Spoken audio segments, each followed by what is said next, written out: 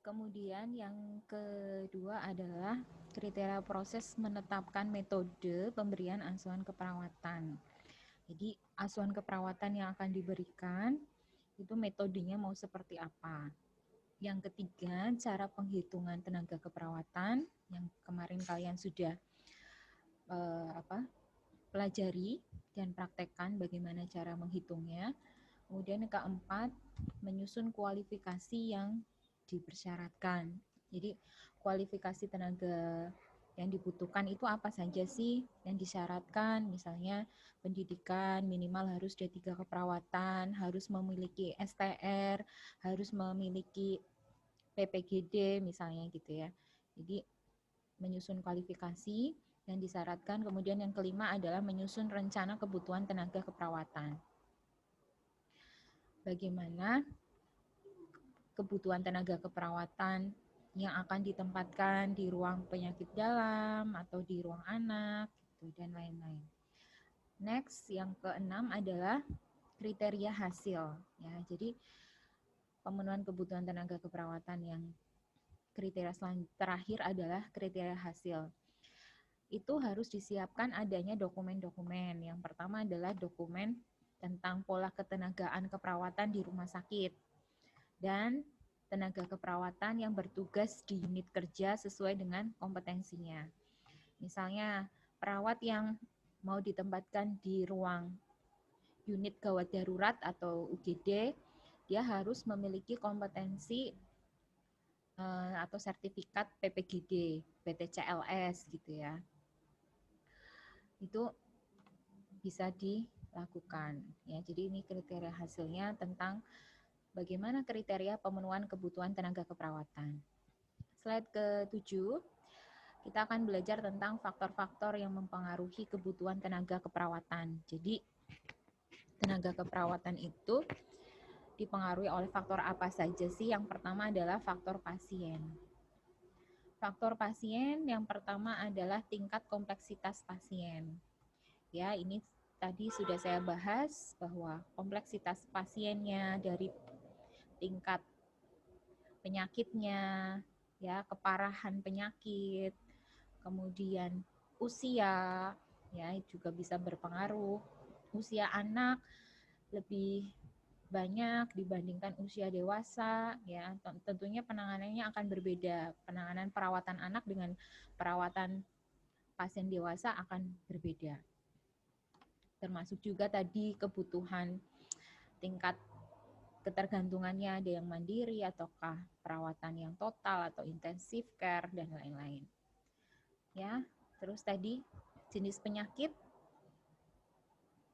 usia, ya ini tadi usia dari anak, dewasa, kemudian lansia, ya. Jenis penyakitnya tadi macam-macam, ada yang misalnya tingkat keparahan yang paling tinggi, kanker stadium 4 gitu, yang paling rendah misalnya demam gitu ya. Kemudian jumlah pasien dan fluktuasinya. Jadi turun naiknya pasien ini juga mempengaruhi ya tentang kebutuhan tenaga perawat. Pasien di rumah sakit A punya pasien yang banyak banget ya. Terus turun naiknya itu lama untuk turun. Jadi naiknya itu banyak. Hari pertama yang masuk misalnya ada 30 pasien. Hari kedua meningkat lagi 40. Terus meningkat lagi hari ketiga 50. Jadi jarang untuk turun. Jarang ke angka 10, jarang ke angka 20 gitu. Ya, itu akan mempengaruhi tentang kebutuhan tenaga perawatan. Semakin tinggi fluktuasi untuk naiknya, maka semakin tinggi juga kebutuhan tenaga perawat yang di rumah sakit tersebut. Kemudian yang keempat adalah harapan pasien dan keluarga.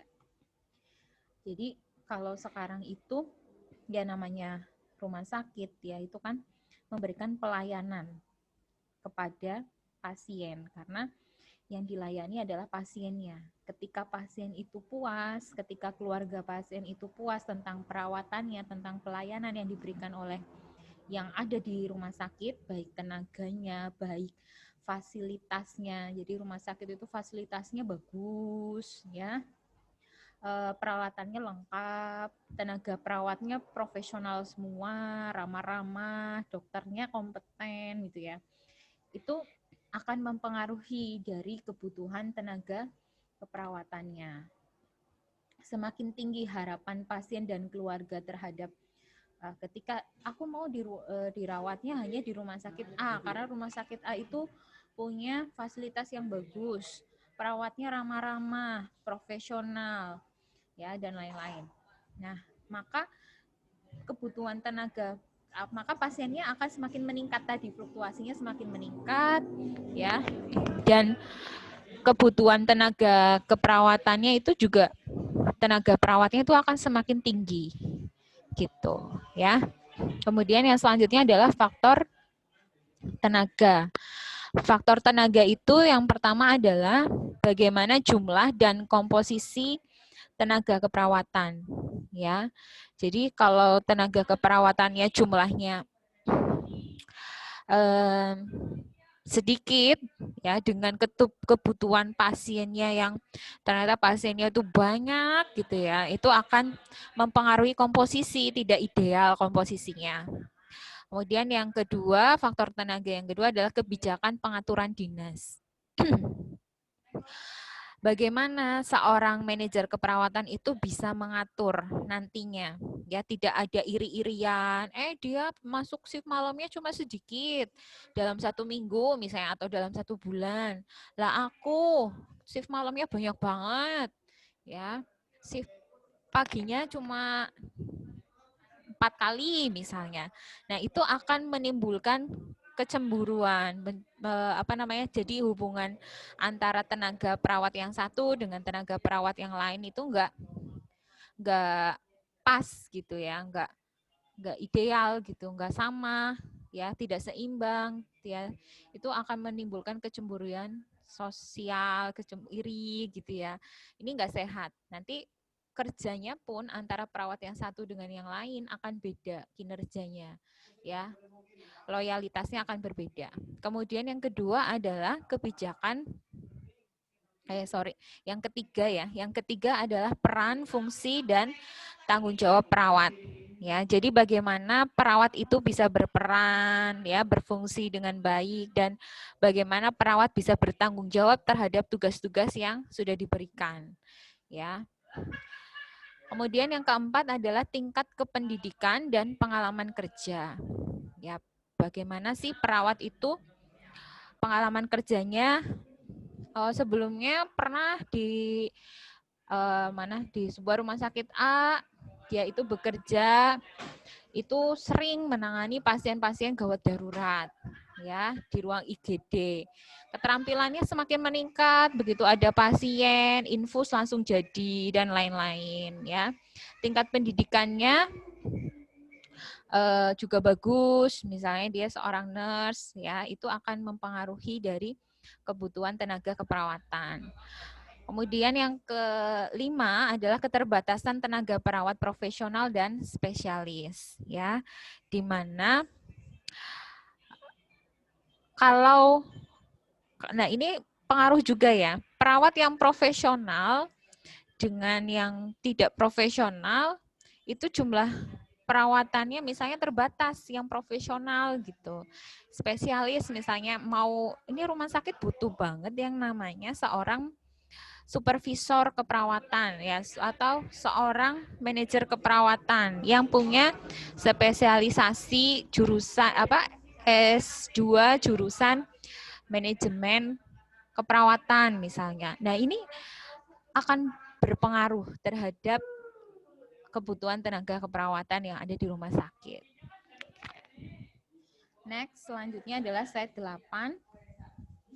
Di slide 8, selain tadi ya faktor pasien, faktor tenaga, ada faktor lingkungan.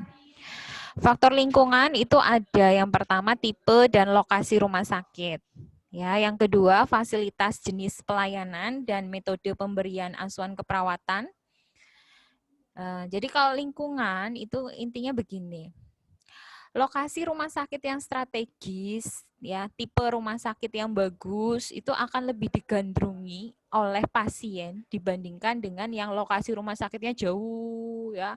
Misalnya harus berkilo-kilometer jaraknya gitu ya. Tipenya juga masih tipe yang D, ya, rumah sakit tipe D yang masih fasilitasnya masih kurang, ya. Kalau ke sana mau kontrol sakit, dokternya nggak ada, ya, perawatnya jarang, ya, dan lain-lain.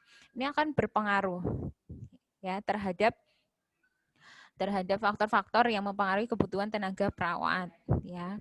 Kemudian yang kedua fasilitas, ya, tadi saya bilang fasilitasnya kurang, peralatannya, ya, alat-alatnya jadul-jadul, ya, nggak bersih, ya, kurang bagus lah, pelayanannya juga misalnya judes-judes, perawatnya gitu, amit-amit ya, jangan sampai ya kalian judes ya.